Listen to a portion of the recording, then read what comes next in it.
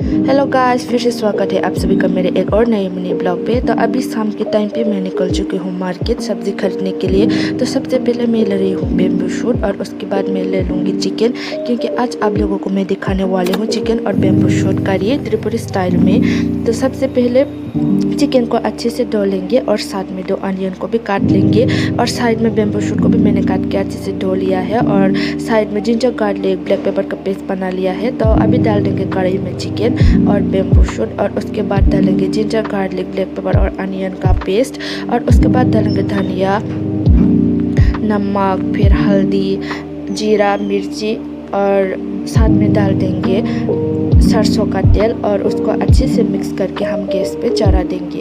और थोड़ी देर पकने के बाद हम उसमें डाल देंगे पानी और थोड़ी देर वेट करने के बाद हमारा जो